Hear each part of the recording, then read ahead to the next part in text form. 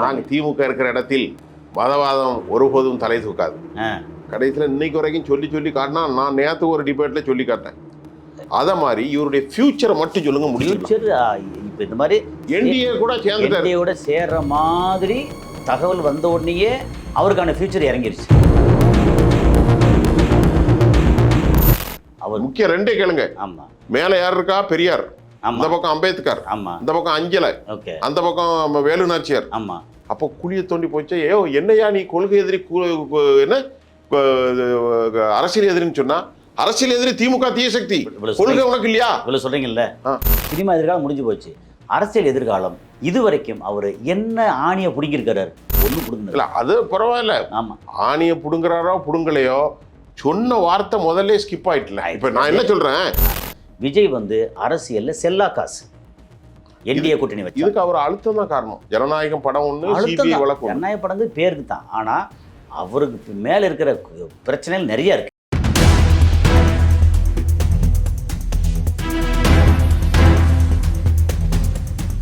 நேர்களே, புதிய குரலுக்கு இப்போ தமிழ்நாட்டுடைய அரசியல் 2026 மாறி வருது சில சூழ்நிலை. நம்முடைய சிறப்பு விருந்தினராக தோழர் கசாலி அரசியல் விமர்சகராக பங்கேற்கிறார். சார் வாங்க. சார், இப்போ தமிழ்நாடு தேர்தல் இன்னைக்கு மார்ச் 16, அடுத்த மாதம் ஒரு மாதம் தான் இருக்கு. பரபரப்பு இல்லை, ரொம்ப கிணத்துக்களை போட்ட கல் மாதிரி இருக்கு. ஆனால் பரபரப்பான ஒரு செய்தி வந்திருக்கு. நடிகர் Vijay proclamation before he starting the party, what he said very clear. ரெண்டே தான் சொன்னார். ஒன்று ஊழல் அரசியல் எதிரி திமுக, இன்னொன்று மதச்சார்பின்மைக்கு எதிரான கொள்கை எதிரி பாஜக. இப்போ கொள்கையை குழி தோண்டி கீழே போடுற மாதிரி ஒரு செய்தி வந்திருக்கு. அது என்ன உங்களுக்கு தெரியும்னு நினைக்கிறேன், நிறைய தெரியும். அது எப்படி சார், அது உண்மையா பொய்யா கிளப்பி விடுறாங்களா? இல்லை, அது நெருக்கடி கொடுத்து அவர் திரும்ப திரும்ப திரும்ப எந்த ஒரு இடத்துலையும் பிஜேபி இடையில சொல்லிக்கிற வர வழியே மோடியை பற்றியோ அமித்ஷா பற்றியோ இவரை பற்றி யாரை பற்றியும் பேச மாட்டார். ஆனால் எங்கெடுத்தாலும் TVK DMK, Stalin sir Stalin sir, Stalin மாமாண்டு இல்லை. இப்போ முதல்ல ஆரம்பத்தில் அங்கிள் சொல்லி பிரச்சனை வந்துடுச்சு, அதில் ஸ்டாலின் சார் இப்படி சொல்லிட்டே இருக்கார் இல்லையா. அவருக்கு கொடுக்கப்பட்ட அசைன்மெண்ட் திமுகவை எதிர்க்கணும். எதிர்த்து இளைஞர்கள் வாக்கு, முஸ்லீம்கள் வாக்கு, கிறிஸ்தவர்கள் வாக்கு, அதை அப்படியே மடைமாற்றி கொண்டு போயாச்சுன்னா திமுக கூட்டணி உள்ள வாக்கு குறையும். 45% வச்சுக்கலேன். அதில் அந்த ஒரு 7-8%, 10% குறைஞ்சிச்சுன்னா இது 35% ஆயிரும் திமுக. அப்போ இந்த கூட்டணி என்டிஏ கூட்டணி இருக்கு இல்லையா, அது இப்போ 27, 28, 30 இருக்குது. அது 35, 36 வந்துருச்சுன்னா நிறைய இடங்களில் ஜெயிச்சிடும். அப்புறம் விஜய் எந்த காலத்தையும் ஜெயிக்க போகிறதில்ல, ஆனால் பிரிக்கிறதுக்கு உதவுவார். இன்னொரு பக்கம் இளைஞர்களை பிரிக்கிறதுக்கு நாம் தமிழர் கட்சி ஆல்ரெடி இருக்கிறார். அது இளைஞர்கள் இல்லை, அந்த இளைஞர்கள், எல்லா இளைஞரும் கிடையாது. அது தமிழ் தேசிய இளைஞர்கள். இப்படி ஒரு நாயுடு இளைஞர் இருக்கான்னு வைங்களேன், ஒரு கர்நாடகாரன் இருக்கானா நாம் தேசியத்துக்கு போடுவான், ஒரு மலையாளி இளைஞர் இருக்கானா போடுவான். ஆனா விஜய்க்கு எல்லாரும் போடுவாங்க. ஆமா, அப்போ அதான் அந்த தமிழ் தேசிய இளைஞர்கள் அவர் பிரிச்சுட்டு போயிட்டாப்ல. இப்போ ஜெனரல் இருக்கிற சினிமா ரசிகர்கள் இளைஞர்களில், அப்புறம் இளைஞர்கள் பெண்மணிகளை இவர் பிரிக்கிறார். அப்புறம் முஸ்லீம்களை பிரிக்கிறார். திமுக நமக்கு வஞ்சம் பண்ணுது, இது பண்ணுது சரியில்லை. அண்ணா திமுக கூட்டணி பிஜேபி இருக்குது சரியில்லை, அப்போ யாருக்கு போடலாம்? விஜய் போடலாம் அப்படின்னு முஸ்லீம் வாக்கு, கிறிஸ்தவர் வாக்கு அப்படின்னு சொல்லி எல்லாத்தையும் அவர் பிரித்து போயிட்டார்னா திமுகவும் கீழே இறங்கணும்னு பிளான் பண்ணுறாங்க. ஆனால் திட்டம் யார் திட்டம்னா பிஜேபி திட்டம், அது மத்திய திட்டம். ஆமாம், அமித்ஷா. ஓகே, அப்போ அந்த திட்டத்தின்படி இவங்க எல்லாம் பண்ணுறாங்க. இப்போ நம்ம தேர்தல் பரபரப்பு இல்லைன்னு சொன்னீங்க இல்லையா, ஏன் பரபரப்பு இல்லை? முக்கியமான காரணம் என்ன நினைக்கிறீங்க? கிணத்துல போட்ட கல்லா கிடக்கு. ஏன் காரணம் என்ன நினைக்கிறீங்க? என்ன காரணம் தெரியலையே. நம்ம வீட்டு சமையலறை வரைக்கும் ஈரான் இஸ்ரேல் பிரச்சனை வந்துருச்சு. அது இப்போ இல்லையே, இப்போ தானே ஆக்சுவலாக பரபரப்பாக இருக்கணும். இப்போ பரபரப்புனா ஒரு மாதத்துக்கு முன்னாடியே வழங்கலையே. இல்லை, ஒரு மாதம் முன்னாடி போற ஆரம்பிக்க முன்னாடி கூட்டணி பிரச்சனை, எஸ்ஐஆர் சப்மிஷன் இதெல்லாம் வந்துச்சு. அதனால வெயிட்டிங். எஸ்ஐஆரோட ஃபைனல் லிஸ்ட்டு வரணும், வந்ததுக்கப்புறம் என்ன நடக்குதுன்னு அதுக்கப்புறம் தான் பரபரப்பு ஆரம்பிக்கணும். கூட்டணி, அதுக்கப்புறம் ஒவ்வொரு தொகுதியிலையும் வேட்பாளர் அறிவிப்பு இப்படி நடக்கணும்ல. கரெக்டாக அந்த நேரம் தான் பிப்ரவரி 23 பேச்சுவார்த்தை, அந்த ஈரானுக்கு பேச்சுவார்த்தை லேசாக மக்கள் அப்போ என்ன நடக்க போதோ அப்படின்னு இருக்கும்போது 28 பிரச்சனை ஆரம்பித்து இப்போ வரைக்கும் ஓடிக்கிட்டு இருக்கு. இப்போ எல்லா மக்களுக்கும் இன்றைக்கி இன்வேரியபிளி ஆல் பீப்புள் தமிழ்நாட்டில், இந்தியாவை வச்சுக்க நம்ம தமிழ்நாட்டில் எல்லா மக்களும் அரசியலில் என்ன நடக்குது அப்படின்னு ஒரு கோஷ்டி பார்க்குறது, அப்படியே திரும்பி இன்றைக்கி ஈரானில் என்ன நடக்குது அதனால தான் இன்னைக்கு நீங்களும் பிஸியாக இருக்கீங்க, நானும் பிஸியாக இருக்கேன். ஏன்னா தேடல் இருக்குல்ல, நமக்கு டைம் நம்ம இல்லை. நம்ம தேடல். டைம் இந்த தேடலில் என்ன நடக்குதுன்னு பார்க்கும்போது நமக்கு வந்து எப்படின்னா, அங்கே அரபு நாட்டில் என்ன பிரச்சனை நடக்குதுன்னு நான் வந்து நிறையா வந்து எனக்கு வாட்ஸ்அப்பில் நிறையா வந்து எல்லாம் வருது. அப்போ அந்த பரபரப்பில் தமிழ்நாட்டு அரசியல் வந்து அமுங்கி போய் கிடக்கு. இப்போ ஆ. பிரச்சனைக்கு வந்துடும். ம். இப்போ கூட்டணி எனக்கு தெரிய 132 மாவட்ட செயலாளர்கள் யாருக்கு இருக்கிறாங்க? விஜய். ஆமாம், அதான் மாவட்ட செயலாளர் 38 பிரிச்சு போட்டிருக்காங்க. 132 மாவட்ட செயலாளர், அதுல 120 பேர் வந்திருக்காங்க. 120ல 98 பேரு கூட்டணி அதிமுக சொல்லிட்டாங்க. இதில் இன்னொரு இது செட்டப்பா ஒரு காமெடி ஒன்று போட்டிருந்தாங்க. இப்போ 132 பேரில் 120 மாவட்ட செயலாளர் தான் அட்டன் பண்ணாங்க, 12 பேர் அட்டன் பண்ணலை. ஓ 12 பேர் இல்லை. இல்லை, என்ன காரணம் அப்படின்னு கேட்டால் அதுக்கு ட்ரோல் போட்டிருந்தாங்க. என்னென்னா, அந்த 12 மாவட்ட செயலாளர்களும் 10ஆம் கிளாஸ் 12ஆம் கிளாஸ் எக்ஸாம் எழுத போகிறாங்க. ஓ அப்படி. அப்போ அவனோட ரசிகர்கள் அந்த ஏஜில் தான் இருக்காங்க. அந்த மாவட்ட செயலாளர் 10ஆம் கிளாஸ் எக்ஸாம் எழுதுனா 12ஆம் கிளாஸ் எக்ஸாம் எழுதுறாங்க, எக்ஸாம் முடிச்சுட்டு வர போகிறாங்களாம். சரி, இப்போ நான் என்ன கேட்குறேன்னா, 98 பேர் அப்படி இதெல்லாம் செட்டப் தான். Let me know something when asking you very very carefully. Okay, what I know something. இப்போ இவங்க சொன்ன அந்த கொள்கை விஷயம் இருக்குல்ல, இப்போ பிஜேபி கூட சேர்ந்தா என்ன சார் நடக்கும்? நான் என்ன கேட்குறேன், ஒரு சின்ன எனக்கு ஒரு கேள்வி என்னன்னா, இவங்க குறைஞ்சபட்சம் ஒரு 15 விழுக்காடு வச்சுக்கலாம். யாருக்கு? விஜய்க்கு. 15 பேருக்கு டவுட் இல்லையா?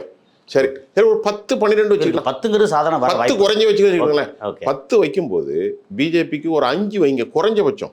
அவங்களுக்கு 8 மினிமம் இருக்குங்க. பிஜேபிக்கு 8 மினிமம். 18 10 20 40% வந்துருவாங்களா அவங்க? அப்புறம் இல்லை 40 மேல.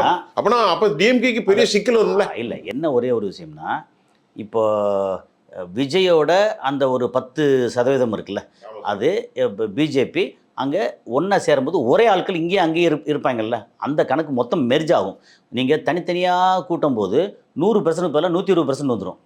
ஆமாம், அது சரி. இப்போ என்னென்னா, அதிமுக 17%, 16%, 18லேருந்து கொஞ்சம் குறைஞ்சி 15 கொஞ்சம் குறைஞ்சி தான் இருக்கும். குறைஞ்சி தான் இருக்குது. அப்படி அதிமுக லாஸ்டா 20 சில்லற. எப்போ? 2024 21%, 20% என்னன்னா, அதில் வந்து பிஜேபி சேர்ந்தோன்னா கொஞ்சம் குறைஞ்சது, அப்புறம் டிடிவி கோஷ்டி இதெல்லாம் கொஞ்சம் சேர்ந்தோன்னா கொஞ்சம் கூடி இருக்கு. அப்படி பார்த்தீங்கன்னா அதிமுக தனிப்பட்ட முறையில் எப்படி பார்த்தாலும் ஒரு 16-17% சாலிடாக இருக்குது. சரி, 18 வச்சுக்கிடுங்க. 18 கூட ஒன்று போடுங்க. இவங்க ஒரு 8% இருக்குது. யாரு? பிஜேபி ஓவராலாக.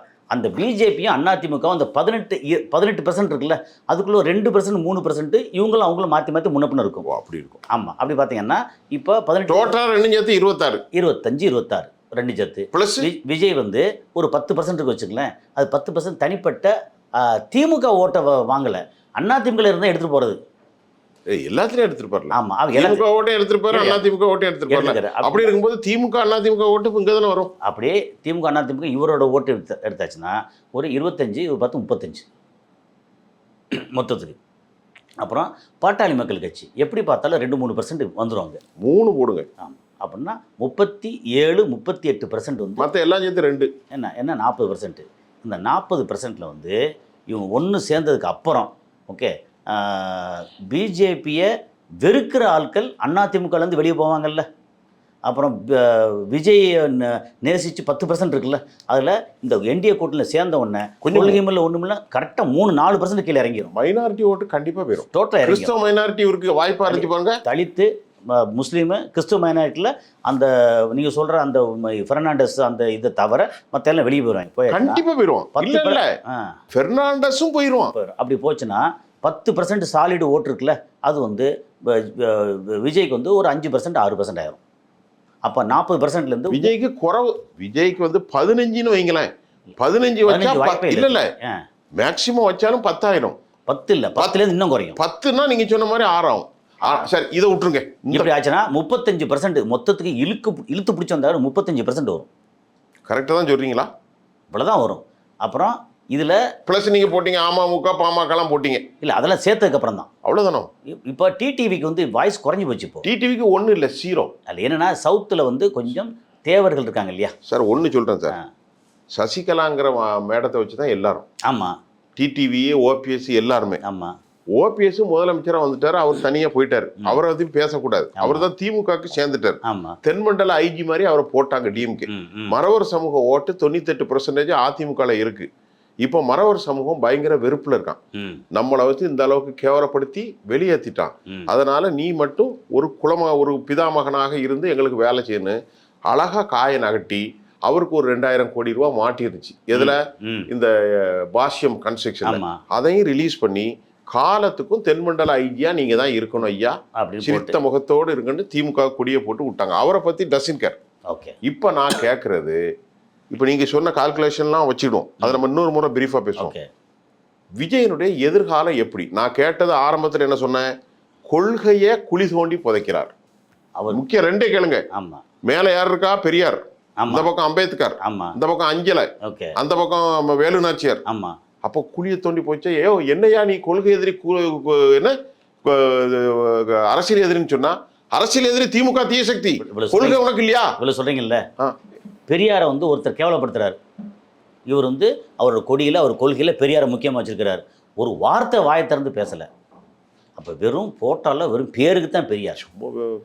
வெறுமனே நடிப்பு, அரசியல் நடிப்பு. அதனால அவருக்கு கொள்கை ஒன்றும் கிடையாது. பேச்சுக்கு கொள்கை எதிரி. அப்புறம் இந்த தமிழ்நாட்டில் எல்லா வீட்லேயும் எல்லா மக்களுக்கும் இந்த எல்லா பசங்களுக்கும் நான் தான் தாய்மாமா அப்படின்னாரு. 41 பேரை காவு கொடுத்தோன்னா ஓடி போய் ஒளிஞ்சிக்கிட்டாரு போய். அதனால இவர் சொல்றது ஒன்று, செயல்படுறது ஒன்று. இவர் அரசியலுக்கு தகுதியான ஆள். அதான் சொல்ற ஒன்று செய்கிற ஒன்று தான் அரசியல். அவ்வளோதான். அதில் மக்கள் ஓரளவாவது செய்கிற ஆட்களை தான் பார்க்குறாங்க. இல்லை, நான் இப்போ கேட்குறது நீங்கள் கரெக்டாக சொல்லுவீங்க, சொல்லணும். இப்போ இவருடைய இந்த மாதிரி சேர்ந்துட்டாருன்னு வைங்களேன், கரும்புலி செம்புலி குத்தி கழுத மேலே ஏற்றுற கதை தமிழ்நாட்டு அரசியலை பொறுத்து. நல்லா கவனிங்க. டிஎம்கே பண்டார பரதேசிகளோடு நாங்கள் ஒருபோதும் சேர மாட்டோன்னு 1997 சொன்னான். திரு Karunanidhi open statement has been made. டிஎம்கேவோட பண்டார பரதேசிகளோடு திராவிட இயக்கம் ஒருபோதும் கூட்டணி சேராது.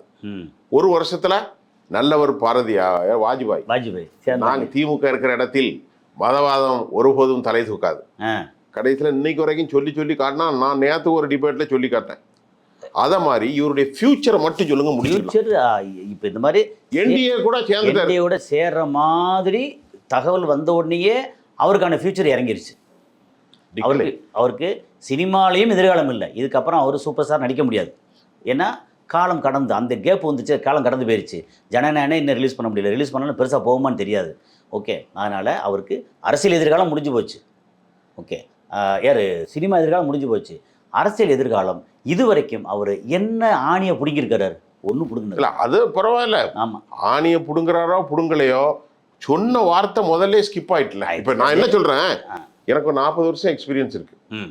சின்ன பிள்ளையில 17 வயசுல நான் பார்க்குறேன், எனக்கு ஒரு 55 வயசு ஆச்சுன்னு வைங்களேன். உங்களுக்கு அந்த மாதிரி 1-2 வருஷம் என்னோட கூட. நீங்கள் அப்படி இருக்கும்போது எடுப்புலேயே உள்ள நுழைய முன்னாடியே பேச்சு ஸ்கிப் ஆயிட்டேன். அவர் முதல்ல அப்படித்தான் இருக்கிறாரு. கொள்கை அப்படின்னா ஆமா, எனக்கு கொள்கை எதிரி பாஜக, அவங்களோட கூட்டணி வச்சிருக்கேன், அவ்வளோதான் முடிஞ்சு போச்சு. அவர் அரசியல் எதிர்காலம் சூனியம் ஆயிடுச்சு அர்த்தம். விஜய் அரசியல்ல செல்லா காசு. என்டிஏ கூட்டணி வச்சு இதுக்கு அவர் அழுத்தம் தான் காரணம். ஜனநாயகம் படம் ஒன்று, சிபிஐ வழக்கு. ஜனநாயக படம் பேருக்கு தான். ஆனால் அவருக்கு மேலே இருக்கிற பிரச்சனைகள் நிறைய இருக்கு. குடைச்சல். இந்த 41 பேர் கொலையில் எந்த நேரத்தில் தூக்கி உள்ள படலாம். அவ்வளோ ஆதாரம் இருக்கு, இல்லை வீடியோ ஆதாரம் இருக்கு. அது எல்லாத்தையும் எல்லா இடமும் பாஜக. ஆனால் இன்னொன்று தெரியுமா சார், பாஜக போய் சேர இடம் விளங்கவே செய்யாது. நீங்க அதுக்கு எடுத்துக்கலாம். ஏன் சொல்றேன் தெரியுமா? இது நான் பிஜேபி நண்பர்கள் எனக்கு இருக்க, நம்ம ஒரு அரசியல் வியூவர்ஸ் தானே. பாஜக எங்க போதும் அவன் ஜெயிச்சிருவாங்க, மத்தவன் காலி. சார், ஆளாளப்பட்ட உத்தவ் தாக்கரே இருக்காருல்ல சார், அவருடைய சார் பெரிய ஆள் இருக்கா. மகாராஷ்டிராவே பிரிச்சு இங்க சார், இந்த எவ்வளவு பெரிய அமைப்பு சார் அது. அவனே நாசமா போயிட்டான். என்ன பாருங்க, எடப்பாடி என்ன ஆக போகுது? எடப்பாடி கதை முடிஞ்சு ரோட்ல தான் அலையணும். இல்லை, அதான் என்ன இப்போ என்னாச்சு, இப்படி பிரித்து போட்டு அதிமுகன்னு ஒன்றுமே இல்லாமல் குழி தோண்டி புதைச்சு இப்போ என்னாச்சு, திமுக டிஎம்கே என்டிஏ அப்படி ஆகி போச்சுல சார். அது இல்லை சார், ஆரம்பத்தில் ஒன்றுமே இல்லாமல் கிடந்த கர்நாடகாவில் தேவகவுடா கூட சேர்ந்து அவனை இப்போ கவுடா கட்சி சாதி கட்சி ஆக்கி விட்டு அங்கேயும் ஆட்சியை முடிச்சிட்டாங்க. ஆமாம், இப்போ தமிழ்நாடு அடுத்த குறி. தமிழ்நாட்டில் அவன் என்ன குறி தெரியுமா? பிஜேபியை பொறுத்தவரை எல்லாம் தனித்தனியாக இருக்கணும். ஒரு பக்கம் அம்மா முன்னேற்ற கழகம், இன்னொன்று பன்னீர்செல்வம் தப்பி ஓடிட்டாரு, விவரமான ஆள் போல. இன்னொரு பக்கம் மேடம் சசிகலா அம்மா எல்லாரும் இருக்காங்க. என்ன பாருங்க, இவர்களுக்கு ஜெயிக்க வைக்கிறதுக்கு எல்லாரும் ஒன்னா சேரணும். அது ஒரு பக்கம். சரி, அப்புறம் தமிழ்நாட்டில் அப்படி கால் வச்சு இந்த மற்ற மாநிலங்களில் நடந்த மாதிரி இங்கேயும் பண்ணிடலாம் நினைச்சாங்கன்னா பிஜேபி அவுட் ஆயிரும். சரி, நம்ம இன்னும் அப்புறம் பேசுவோம். ஆமா, இப்போ நீங்க இப்போ பிஜேபி அவுட் ஆகுறதுங்கிறது ஒரு பக்கம். எதிர்காலத்துல ஏன்னா இப்ப இன்னைக்கு நீங்க வந்து விஜய்க்கு சொல்லிட்டீங்க. விஜய் அவுட், விஜய் வந்து எதிர்காலம் கேள்விக்குறி. ஏன் உங்கள்கிட்ட நான் கேட்டோம்னா நீங்க வந்து ஒரு மல்டி டைமென்ஷியோ பர்சனாலிட்டி. இல்ல இப்போ உங்களுக்கு நீங்க ஏன் நீங்க அப்படி இல்ல. பாக்குறீங்க அது மாதிரி எனக்கு ஒரு தெரியும். அசம்ஷன் இல்ல இல்ல, மக்கள் நீங்க கேக்குறாங்க. திரைத்துறை தயாரிப்பாளர், சர்வதேச பகுப்பாய்வாளர், தேசிய தமிழக அரசியல். அப்போ உங்களுக்கு you have a lot of the perception. விருப்பு வெறுப்பு It இல்ல would have a kind of- நடக்கும். விருப்பு வெறுப்பு எல்லாம் பாக்குறதா வெரி குட். விஜய் எதிர்காலம் அவருக்கு கேள்விக்குறி, சூனியம். நேர்களை பார்த்துட்டீங்களா? இதில் எங்களுக்கு ஒன்றும் இல்லை, யார் வந்தாலும் சரி, நாங்கள் இப்படி தான் பேசிக்கிட்டு இருப்போம். விஷயத்த சொல்லிட்டோம்ப்பா, பார்த்துக்கிடுங்க. நடிகர் விஜயனுடைய கூட்டணி உறுதியாக போவதாக இன்று காலை தகவல் வந்திருக்கு. நம்முடைய அரசியல் விமர்சகர் தோழர் கசாலி அவங்க சொன்னதை பார்த்துட்டீங்க. நிறைய பார்க்க போகிறோம். சப்ஸ்கிரைப் பண்ணுங்கள், எங்கள் நிகழ்ச்சியை பாருங்கள். சார், நிகழ்ச்சிக்கு வந்ததுக்கு ரொம்ப நன்றி சார். நன்றி.